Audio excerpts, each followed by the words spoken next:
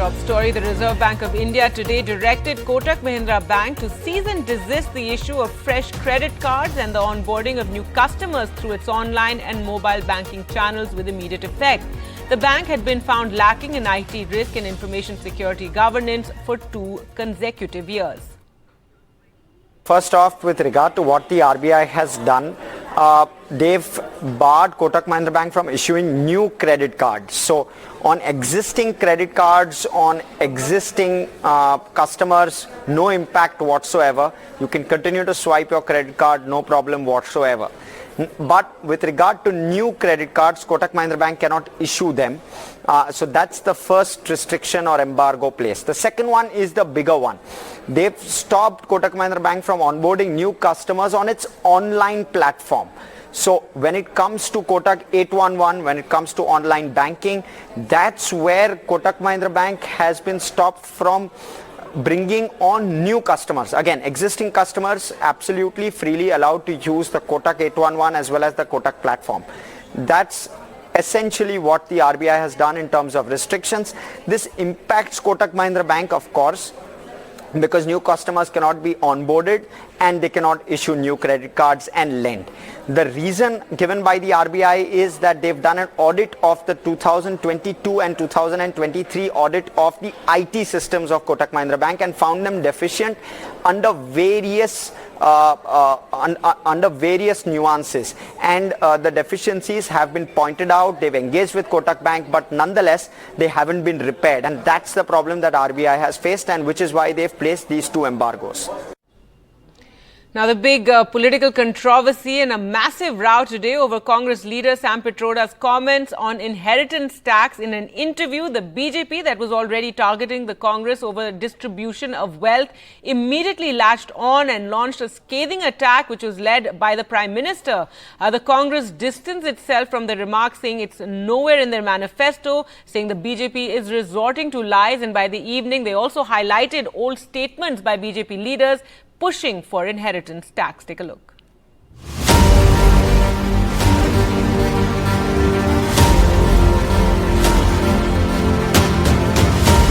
In this supercharged electoral atmosphere, this comment from Congress advisor Sam Pitroda seemed to be a self-goal.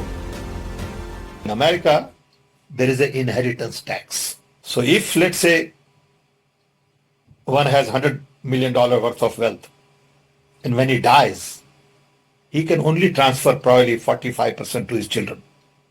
55% is grabbed by government. Now that's an interesting law. It says, you in your generation made wealth. You are leaving now. You must leave your wealth for public.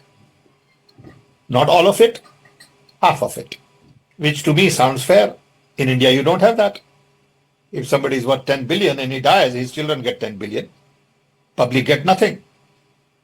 And law says, you get half of it, public gets half of it. So these are the kind of issues people will have to debate, discuss. I don't know what the conclusion would be at the end of the day.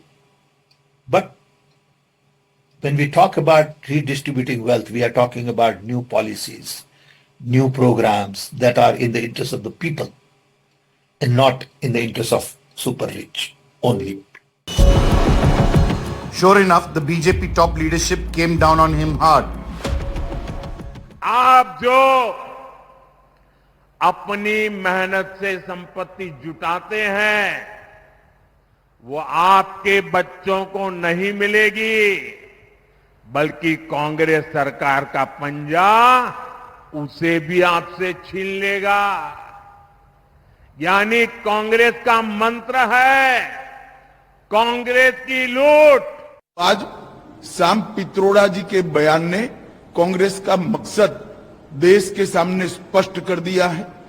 वो देश के जनता की निजी संपत्ति का सर्वे कर निजी संपत्ति को सरकारी खजाने में डालकर जो उन्होंने यूपीए के शासन में तय की थी प्रायोरिटी कि देश के संसाधन पर सबसे पहला अधिकार माइनॉरिटी और उसमें भी मुस्लिम लोगों का है। I think the gin has come out of the bottle. Congress hidden agenda is out, and it clearly shows even after your death, they will keep on vasooling. The Congress quickly moved into firefighting and counter-attack mode. आप लोग डर गए तो आप लोग उसका मजाक उड़ा रहे हो कि आपको अच्छा नहीं लगा कि इंडिया की एक औरत आपके सामने आकर जो आप काम करते हो उससे अच्छा काम कर गई. There is a constitution and we don't have any intention. Why you are putting his ideas in our mouth? Why you are propagating? He is just for votes. He is playing all this game. इस हद तक अब चले गए हैं कि अपने आप नए नए मुद्दे ऐसे निकाल रहे हैं, झूठ बोल रहे हैं लोगों को और लोगों को गुमराह करने की कोशिश, डराने की कोशिश हो रही है. और मुझे लग रहा है कि ये सब जो शुरू हुआ है फर्स्ट फेज की पोलिंग के बाद, मुझे लग रहा है कि शायद इनको लग रहा है कि ये रुझान जो है इनके पक्ष में नहीं जा रहा है, इसलिए ये ऐसा कर रहे हैं. ये कांग्रेस के एजेंडा में बिल्कुल नहीं है. हमने इसकी कभी चर्चा नहीं की और आपके बिल्कुल सही बात है, इसकी पहली बार चर्चा अरुण जेटली जी ने, दिवंगत अरुण जेटली जी ने, भगवान उनकी आत्मा को शांति दे, उन्होंने की थी. ये नरेंद्र मोदी की सरकार का पहला प्रपोजल था. But despite the Congress's firefighting attempts, this is already a political inferno, and not even Sam Pitroda's statement clarifying but not withdrawing his comments seem to have doused the fire. Firefighting after Sam Pitroda's remarks, the Congress party has sought to try to clarify and make it clear that it has never contemplated before or in future the inheritance tax to quell the narrative that is being built by the BJP in the 2024 elections.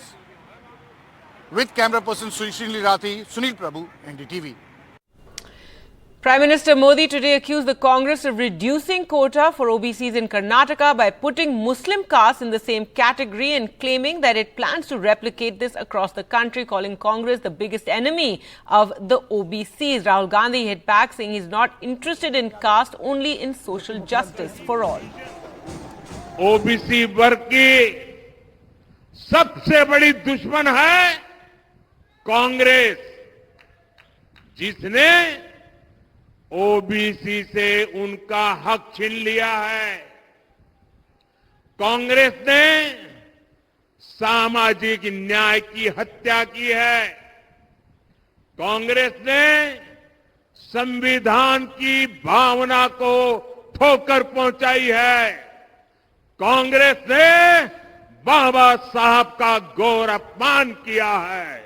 ये मेरे लिए अब राजनीतिक मुद्दा नहीं है, ये आप बात समझ लीजिए. सुनिए, अब लाइफ मिशन में और राजनीति और लाइफ मिशन में फर्क मैं आपको बताता हूं.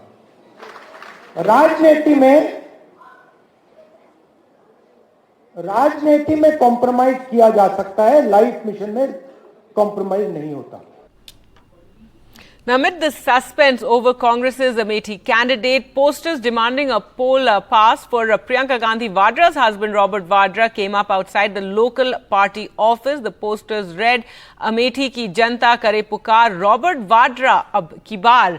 Now, BJP Union Minister Union Minister and BJP leader Smriti Irani, who is the candidate here, took a dig at Robert Vadra and said, Jagdishpur, beware, hide your property papers. लेकिन चिंता करने की एक बात जरूर है प्रधानमंत्री, राहुल गांधी को कुछ आए या ना आए, उनके जीजा जी के मुख से मैंने जगदीशपुर का नाम जरूर सुन लिया है. इसलिए जगदीशपुर की जनता तो सावधान हो जाए. अगर जीजा जी को जगदीशपुर सुरेश ध्यान में आ गया है, इसका मतलब एक एक गांव, एक एक घर, एक एक व्यक्ति अपना खेत का कागज छुपा रहे.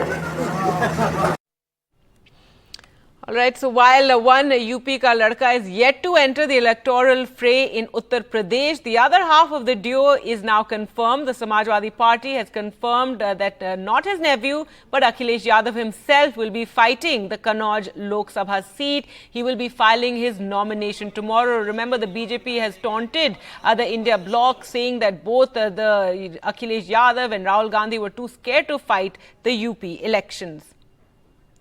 Well, let's go across to Tanishq now for more. So, Tanishq, finally it's confirmed, at least one UP ka ladka is confirmed. Akhilesh Yadav will be fighting this election. Yes, of course. You know, there was a lot of speculations before. In fact, the first list of the Samajwadi Party came out that Akhilesh Yadav. There was speculation that Akhilesh Yadav might contest from Kannauj. But you know, just a couple of days back, day before yesterday, with Tej Pratap Yadav's name coming in the Samajwadi Party list, that he will be contesting from Kannauj, all the speculations were put to rest. But you know, after that, of course, the local cadre, the local unit of Kannauj was not very happy with the decision, and of course, then you know, Akhilesh Yadav, of course, was thinking, contemplated the decision, and then finally today, by the official handle of Samajwadi Party, it was announced that Akhilesh Yadav will be contesting from Kannauj and will be fighting his nomination, filing his nomination at around 12 p.m. tomorrow. So very interesting, because you know, in fact, we spoke to the BJP candidate also, Subrat Pathak, who defeated Dimple Yadav in 2019 by a margin of around 12 to 14,000 vote, very narrow margin in the constituency of around 18 to 19 lakh voters. He said that he also wants Akhilesh Yadav to contest from Kannauj because the poll battle will be interesting. So, you know, of course, now Akhilesh Yadav entering the poll fray himself will, of course, make things interesting. Yes. All right. Thanks so much, Tanishq, for joining us. Akhilesh Yadav to file his nomination tomorrow. Well, news now from Andhra Pradesh and TDP chief's first interview in this poll season. Chandrababu Naidu speaks to NDTV. He says Jagan Reddy has betrayed the people of Andhra Pradesh. Remember, Andhra 2 goes, the assembly elections and Lok Sabha elections will be held simultaneously. He also spoke on the reasons that he returned to the NDA fold.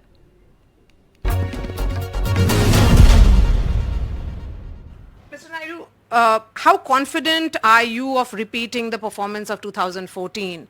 The reason why I'm saying is that in 2018, you walked out of this alliance with the BJP, and of course, you have returned to the NDA fold. You know, when you walked out of the alliance in 2018, you had said that it was because special status was not given, and it was a bitter fallout. When you returned to the NDA fold, you have not spoken after that. What really played out? No, we are very clear. If you see from the beginning, I am for Telugu community. I might have contributed so many things at national level. Second generation reforms I implemented. And also all technology I promoted. It is beneficial to Telugu community and at the same time national level. If you see our Golden Quadrilateral Road, first proof of concept from Nellore to Chennai. That is first starting project. Then it has replicated. Telecommunication sector, I have given the report. Because of all these things, we are having first mover advantage, but it is benefited to the nation. After bifurcation, we are having a sentiment special status. I tried to get it, but somehow it didn't happen. But at the same time, the present Chief Minister has betrayed the people of Andhra Pradesh, saying that he will get special status, all these things. Now, if you compare, one is bifurcation is a painful process.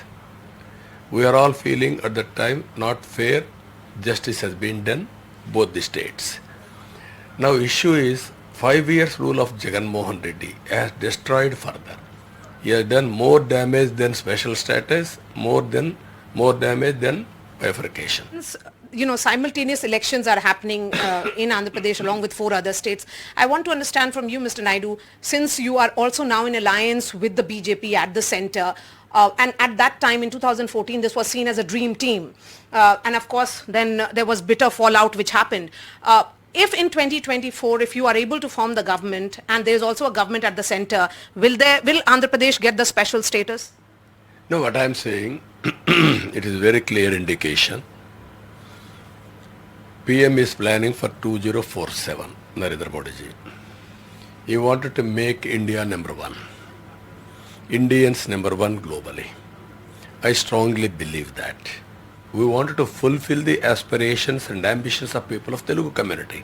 That is my dream. You know very well, we have done so many things in this country. I am confident we will do justice for our community, that is Telugu community. Do you get a sense of resentment against the BJP because of refusal of special status? What I'm saying, I tried, but I couldn't get it. That is not the issue. At that time, I got so many things. 11 All India institutes of education and health, I got it.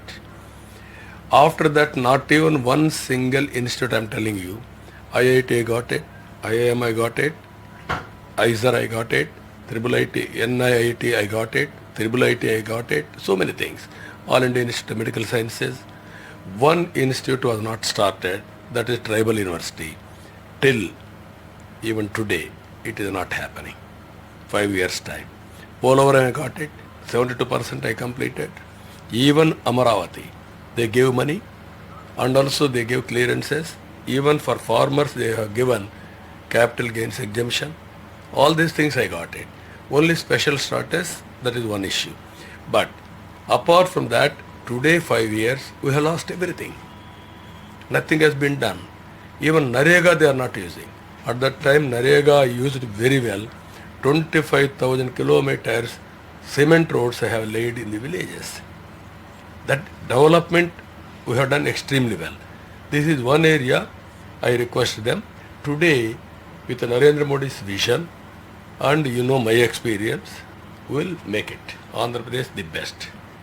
Now, we also spoke to Chandrababu Naidu's other alliance partner, Jansena chief and actor Pawan Kalyan. Both TDP and Jansena are fighting this election with the BJP.